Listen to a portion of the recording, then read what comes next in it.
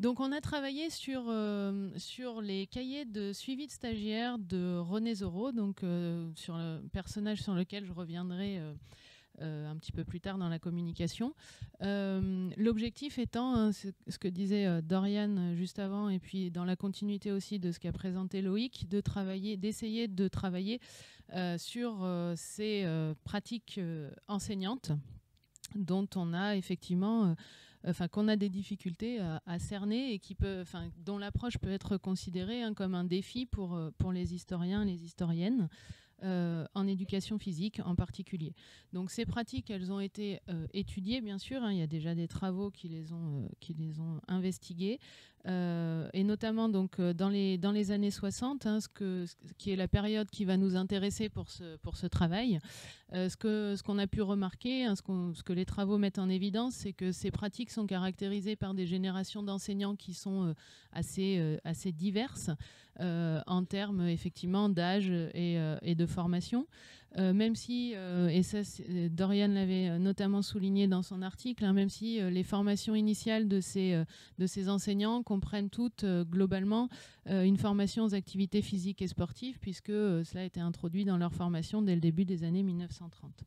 Ce qui nous donne des profils d'enseignants très hétérogènes dans les pratiques, si on en croit les sources qui ont été investiguées jusqu'ici. Ce qu'on peut souligner également à travers les travaux de Loïc et puis d'Éric Levé-Labrie, c'est que ces pratiques sont aussi différenciées effectivement d'un point de vue sexué, et notamment du fait de la différence des contenus différenciés en fonction des sexes dans les formations initiales de ces enseignants. Donc, à partir de ces constats, nous, ce qu'on s'est dit, c'est que, dans ces travaux qui ont analysé les pratiques des enseignants d'éducation physique, un des postulats, c'est de dire qu'un des moyens d'entrer dans les pratiques des enseignants, c'est de s'attacher à regarder un petit peu quel est le contenu de leur formation, en particulier de leur formation initiale. Et donc, c'est ce que présentait aussi Loïc juste avant, comme une instance de socialisation parmi d'autres, mais une instance de socialisation qui aurait un rôle important dans la détermination des pratiques de ces enseignants. Alors c'est aussi parce qu'on dispose des sources liées à ces formations de manière plus aisée que des pratiques en elles-mêmes directement. Donc on s'est dit qu'il y avait un intérêt d'entrer par certains éléments caractéristiques de cette formation, en particulier caractéristiques de la formation pédagogique des enseignants et plus particulièrement le stage pédagogique, la place du stage pédagogique dans ces formations d'enseignants. Donc le choix qu'on a fait dans le cadre de ce travail, c'est effectivement une entrée par ce stage pédagogique que l'on a considéré comme un élément important de la formation initiale des enseignants, puisque c'est un moment où va se faire le lien entre les injonctions des programmes, les aspects théoriques de la formation et puis les exigences du terrain, entre guillemets. Donc c'est cette fameuse articulation qui est questionnée souvent par les étudiants entre la théorie et la pratique. Articulation qui est particulièrement questionnée dans les années 60 au sein des ENSEP, si on en croit encore une fois les travaux d'Éric Levé-Labrie, même si elle est moins questionnée à l'ENSEP Jeunes Filles qu'à l'ENSEP Jeunes Gens.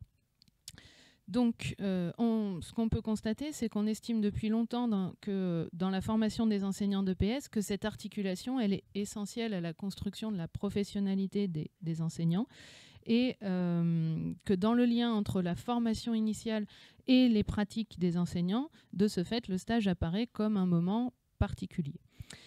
Ce choix d'une entrée par le stage pédagogique se justifie également par l'existence de sources qui peuvent être les traces d'une pratique entre guillemets réelle.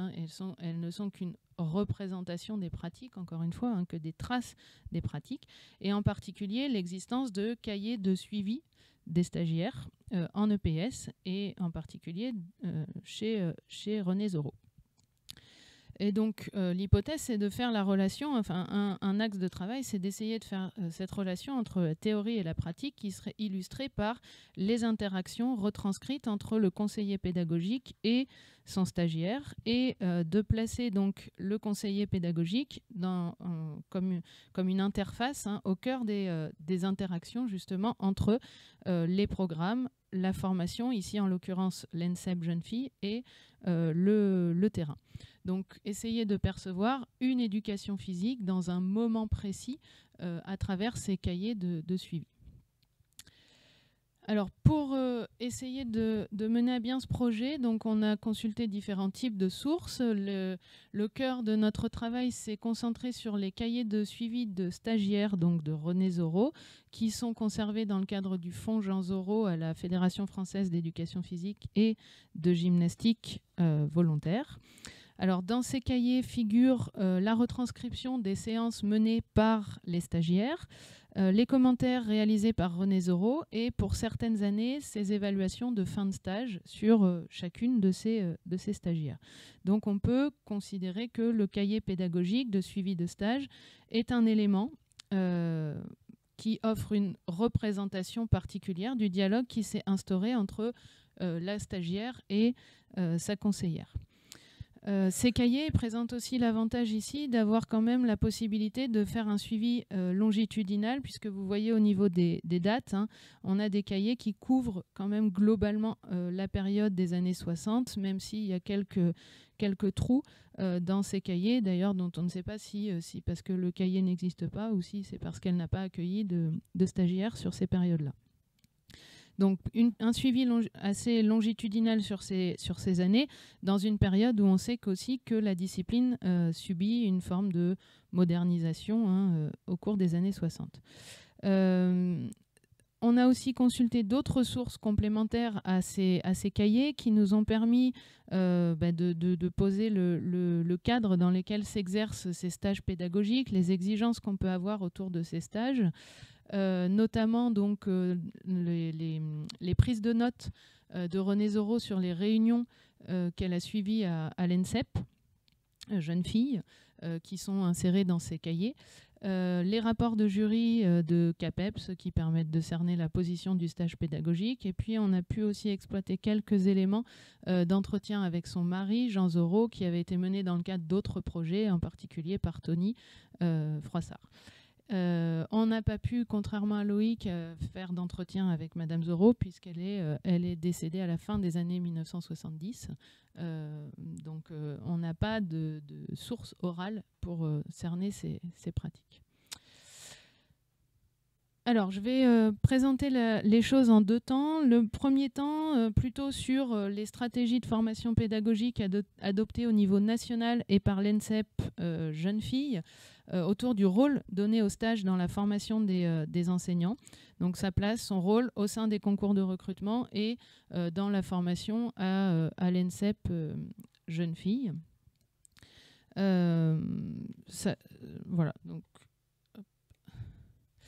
Donc pour ce qui concerne les années 60, le stage pédagogique, il est assez fortement orienté par les épreuves du concours du CAPEPS, en particulier les épreuves de classement de ce concours, donc les épreuves de P3, les épreuves de classement donc à l'issue de la troisième année. Alors, ce qu'on peut relever, c'est que jusqu'en 1967, le stage n'est pas pris en compte en tant que tel dans les épreuves du concours. En revanche, et vous le voyez à l'écran, il est un moment essentiel pour préparer les épreuves dites de pédagogie pratique, qui comptent pour la moitié des coefficients de ces épreuves de classement. Donc, dans les épreuves de pédagogie pratique, les futures enseignantes et enseignants d'ailleurs, ce sont simplement les coefficients qui varient entre les candidats et les candidates. Et les candidates ont des épreuves particulières. C'est le dernier tiré, un ensemble rythmique et la présentation d'une danse populaire. Sinon, ça consiste en la présentation d'une leçon générale d'éducation physique, d'exercices de corrective, de sport collectif et de sport individuel. Et en plus, pour les candidates, donc, on a l'aspect rythmique et danse. Donc on voit bien, enfin en tout cas dans ce que montrent aussi les rapports de jury du concours, c'est que à travers les attentes que l'on peut repérer dans ces rapports de jury, que le stage peut véritablement être une aide à la préparation de ces épreuves de pédagogie pratique. Donc ce qu'on retrouve, hein, j'ai mis juste un extrait ici, mais c'est une grande insistance sur, d'une part, la composition de la leçon, fixer des objectifs à la leçon, bien identifier les différentes parties de la leçon en lien avec les instructions officielles, et notamment au début des années 60, on perçoit bien la volonté d'affirmer la place des IO de 1959. Et d'insister également, deuxième point, sur la présentation et les corrections qui peuvent être faites aux élèves. Et on verra qu'on le retrouve assez largement dans les commentaires qui sont faits par René Zoro. Le stage change de place dans le concours à partir de la session 1967, puisque dans la nouvelle organisation des épreuves, on conserve des épreuves de pédagogie dites désormais appliquées, qui ont un coefficient 7, et le stage de 6 semaines, le stage pédagogique de 6 semaines, devient support de la note de pédagogie pratique. Donc, pour le coup, le stage est véritablement là évalué dans le cadre du concours en tant que tel. Donc, il va y avoir un double enjeu à ce stage, et c'est ce qu'écrit le ministre de la Jeunesse et des Sports quand il envoie un courrier au recteur pour présenter cette mesure. Le stage est à la fois destiné à parfaire la formation pédagogique du futur professeur, mais aussi il a pour objet d'apprécier les qualités pédagogiques des candidats. Et donc le conseiller pédagogique va devoir se situer dans ce double enjeu qui est à la fois un enjeu de formation et un enjeu d'évaluation des candidats dans le cadre du concours, puisque la note du concours reposera sur les rapports de stage de ce conseiller pédagogique. Et donc, pour ce faire, on va retrouver, à partir de cette session de 1967, une grille d'évaluation des stagiaires qui est transmise aux conseillers pédagogiques. Donc, grille d'évaluation qui comporte plusieurs rubriques pour tenter d'essayer d'apprécier les qualités pédagogiques des candidats. Et donc, on verra qu'on retrouve certaines de ces... René Zoro fera des évaluations de stage qui rentrent dans cette grille à partir de 1967. Et puis, on retrouvera dans ses commentaires aussi beaucoup de commentaires qui sont en lien avec ces catégories d'appréciation des qualités pédagogiques des candidats. Donc, on a ici un premier cadrage de l'activité de la conseillère pédagogique dont on retrouve les traces dans les cahiers, puisque ces grilles sont reproduites dans les cahiers de René Zoro. On retrouve régulièrement l'apparition de ces grilles. Le deuxième niveau de cadrage, on va le trouver au niveau de l'ENSEP jeunes filles et l'organisation régulière donc de réunions des conseillères pédagogiques à l'ENSEP jeunes filles, en particulier en début d'année scolaire, pour organiser le stage. Alors ces réunions, globalement, elles répercutent le cadrage du concours auprès des conseillères pédagogiques. Donc en tout cas, c'est ce qui se trouve dans les prises de notes qui sont dans les cahiers de René Zoro, ces prises de notes au cours de ces réunions. Donc on retrouve ce double enjeu du stage, même avant 1967, puisque on dit ce stage, c'est à la fois une préparation en vue de l'examen et une formation d'un point de vue pédagogique, et notamment la rencontre avec les élèves et la nécessité de pouvoir s'adapter à cette rencontre avec les élèves.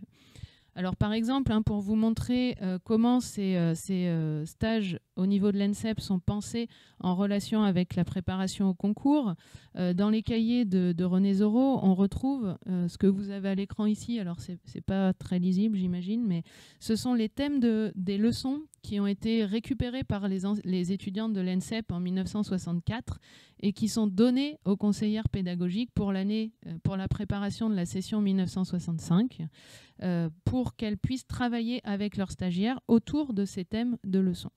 Donc on voit bien qu'il y a une imprégnation importante de l'activité de la conseillère pédagogique, un cadrage important qui est fait à la fois par le concours et par l'ENSEP jeunes filles. Du point de vue pédagogique, on a quelques éléments aussi qui sont donnés dans le cadre de ces réunions à l'ENSEP. là aussi, alors ce sont à la fois des courriers qui sont conservés par René Zoro et puis des notes prises lors de ces réunions. Donc quelques consignes qui sont données qui montrent une volonté de mettre les stagiaires en face de la réalité et de les obliger à s'adapter. Donc par exemple, on conseille aux conseillères pédagogiques de ne pas modifier leur progression pour s'adapter aux stagiaires, mais bien de faire en sorte que les stagiaires s'intègrent dans cette progression. Et les inspecteurs qui viennent régulièrement dans ces réunions de présentation du stage soulignent régulièrement la nécessité, le rôle du stage dans l'adaptation des connaissances à l'établissement, de la façon dont les stagiaires doivent être amenés à s'adapter aux horaires, au roulement des installations, aux absences, aux installations matérielles, etc., etc. Donc il y a vraiment, de la part de l'ENSEP au niveau pédagogique aussi, cette volonté de confronter les stagiaires au terrain et de les amener à s'adapter. Alors, donc voilà. Ensuite, la question, c'est finalement qu'est-ce que ce cadrage, comment ce cadrage se traduit dans les expériences vécues par les stagiaires auprès de René Zoro et quelle place occupe ce stage dans la construction d'une identité professionnelle.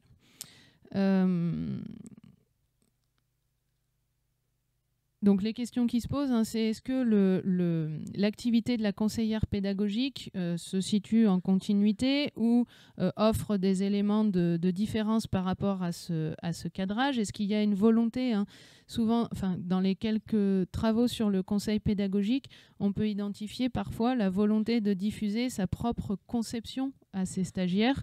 Donc est-ce qu'on retrouve cela dans le travail de René Zoro, et puis sur le travail sur la capacité d'adaptation des stagiaires, comment cela se traduit-il dans l'activité de la conseillère pédagogique, dans un contexte, encore une fois, où les élèves des ENSEP sont assez critiques sur leur contenu d'enseignement, même si, encore une fois, c'est moins affirmé au sein de l'ENSEP jeunes filles.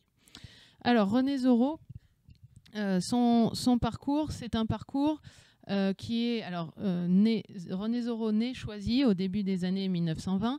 Son parcours est un parcours qui est étroitement lié à celui de son mari, en tout cas pour ce qui concerne ses mutations professionnelles. Donc sa formation initiale se fait à Alger et au départ en dehors de l'éducation physique, puisqu'elle prépare le certificat d'études physiques, chimiques et biologiques, dit PCB, qui était un certificat d'études dont la détention était nécessaire pour entreprendre des études dans les écoles et facultés de médecine. Elle s'oriente ensuite vers le CREP, à Alger toujours, puis arrivée à Paris, elle rentre à l'ENEPS dans la promotion après celle de Jean Zoro. Et à sa sortie de l'ENEP, donc ils obtiennent tous les deux un poste double à Armentières. Et ensuite, chaque changement professionnel jusqu'à leur retour à Paris en 1947 est lié aussi aux mutations de son mari. Donc on est bien là, effectivement, comme le disait Loïc, dans le cadre d'un parcours d'une femme un petit peu, effectivement, de l'ombre. D'autant plus que, comme on n'a pas accès aux sources, à un entretien avec René Zoro, on ne peut l'apercevoir qu'à travers les entretiens avec Jean Zoro, dans lesquels Jean Zoro affirme clairement qu'il positionne sa femme dans une position de collaboratrice. C'est un peu le sens de l'extrait, je vous ai mis le plus soft des entretiens, un peu le sens de l'extrait qu'il y a à l'écran. René, elle a copié, elle travaillait à côté de moi et elle n'avait pas le culot que j'avais et voilà. Et donc il y a beaucoup de choses dans les entretiens de René Zoro qui qualifient sa femme de cette manière-là. Alors voilà, c'est bon. En tout cas, une représentation dans ces entretiens qui traduit aussi les rapports sociaux de sexe qui peuvent exister dans le couple dans les années 60 et dont on n'a qu'une seule vision ici, contrairement à Yvonne de Rett tout à l'heure où on pouvait effectivement percevoir d'autres choses. Alors, du point de vue des expériences vécues par les stagiaires avec René Zoro, alors d'abord, il y a les modalités d'organisation temporelle du stage. Le suivi longitudinal sur les cahiers permet de montrer une évolution de ces modalités d'organisation temporelle qui sont liées à la réforme des épreuves du concours. Dans un premier temps, on a un stage hebdomadaire qui relève d'une matinée par semaine, suivi d'un stage de 2 semaines en février. À partir de la session 1967, on va changer ce stage pour avoir 2 stages de 3 semaines pour chaque stagiaire. Ce que montre cela, c'est une augmentation donc globale de la durée du stage. Et le changement de la forme du stage va demander aux stagiaires une capacité encore plus grande d'adaptation, puisqu'elles sont obligées de changer d'établissement entre les 2 stages. Et il y a quelques courriers qu'on a pu retrouver de stagiaires à René Zoro qui montrent que les stagiaires se retrouvent dans une situation complètement différente dans leur 2e stage par la suite. Donc une variété d'établissements, de classes et de programmation. Ça va dans le sens de la recherche d'une capacité d'adaptation. Ensuite, on a des traces aussi de ce que peuvent vivre les stagiaires en matière d'emploi du temps, de gestion de classe et de programmation d'activités. Donc, ce que vous avez à l'écran, le document manuscrit, c'est la progression de René Zoro, la programmation de René Zoro. Chaque colonne représente une classe et vous avez toute la programmation pour toute l'année. Là, il n'y a que la moitié du tableau, mais c'est un grand tableau format A3 où on a toute la programmation par classe chaque année. Et puis, on retrouve dans les cahiers, on peut faire un suivi des séances auxquelles ont été confrontés chacune des stagiaires et des classes auxquelles elles ont été confrontées. Alors, globalement, ce qu'on peut remarquer sur l'ensemble de la période, c'est que les classes sont très variées. René Zoro, elle travaille au lycée de la Folie Saint-James à Neuilly-sur-Seine. Et donc, ce sont des classes qui vont de la 6e à la terminale. En termes de programmation, ce que l'on peut voir ici, alors c'est par exemple le rapport de stage 1966-1967, c'est que cette programmation, elle est encore très marquée par les leçons d'entraînement aux agrès et à la gymnastique, les leçons d'entraînement général, avec tout au long de la période et notamment après la publication des IO de 67, une partie réservée au sport collectif qui devient plus importante dans les leçons prises en charge par les stagiaires. Par contre, là où on repère aussi des décalages avec le concours, c'est l'absence, par exemple, de gymnastique corrective, alors que c'est une part aussi des coefficients des épreuves au concours. Et puis, la faible part aussi dans ce lycée des activités athlétiques par rapport aux coefficients aussi qui sont attribués à ces activités dans les épreuves du CAPEPS. Donc ça c'est pour l'expérience qui est vécue par les stagiaires en termes de temporalité, en termes d'activité encadrée. Les commentaires de la conseillère pédagogique, on les a relevés de manière exhaustive sur l'ensemble des cahiers. Ce que l'on peut montrer, c'est que globalement, ils s'organisent autour de deux pôles. Les commentaires qui ont trait à l'organisation pédagogique, qui sont très conformes aux attentes qu'on retrouve dans les rapports du CAPEPS. Donc c'est pour l'activité de l'enseignant, les commentaires sur la discipline à travers le contrôle visuel, la qualité de la voix qui sont soulignés, et puis la gestion du temps avec la quantité de mouvements, moins de temps perdu, faire enchaîner les vagues, faire partir à rythme régulier tous les 6, etc. etc. Donc les commentaires, c'est ce qu'on voit un petit peu sur la photo en bas, les commentaires dans la marge de la conseillère pédagogique sur la retranscription qu'elle fait des séances de ces stagiaires. Commentaires sur le guidage également des élèves, sur les corrections nécessaires. Le terme de correction revient très régulièrement dans ces commentaires. Ensuite, il y a aussi beaucoup de corrections effectivement sur les gestes, jambes tendues, ouverture d'épaule, relâchement de bras, tenue de balle pour des exemples. Et puis des commentaires sur la pertinence des exercices, à la fois d'un point de vue organisationnel, mais aussi d'un point de vue technique. Donc faire 2 danses-filles différentes, fente latérale fléchie, peu d'intérêt, bien, plutôt les bâtons parallèles, etc. Ce genre de commentaire qui revient régulièrement sur la nature des exercices.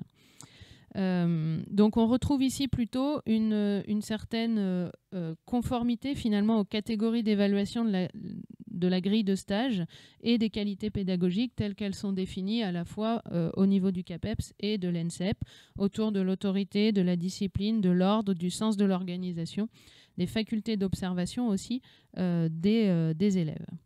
Et puis, on va avoir aussi quelques commentaires sur l'adaptation des stagiaires qui est nécessaire aux conditions dans lesquelles elles sont placées. Et là, on retrouve effectivement cette volonté qui est affichée dans les réunions de rentrée à l'ENSEP de faire du stage un moment de confrontation avec le terrain.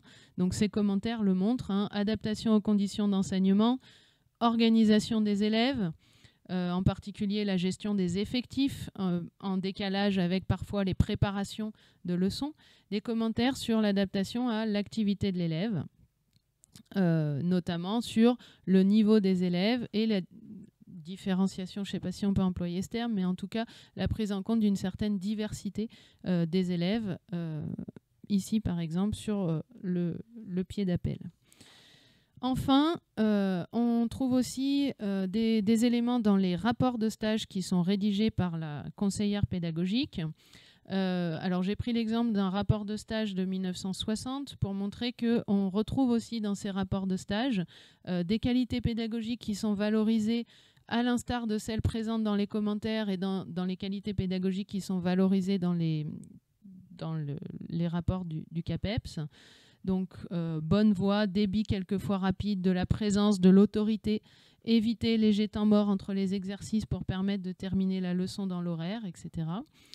Et puis aussi des bilans qui évoquent plus ponctuellement les capacités d'adaptation des stagiaires. Alors par exemple, dès 1960, on commence à avoir des réflexions sur l'adaptation aux élèves. Elle sait s'adapter aux élèves, on voit qu'elle n'en est pas à sa première expérience pédagogique, qu'elle s'intéresse aux enfants, elle sait leur parler.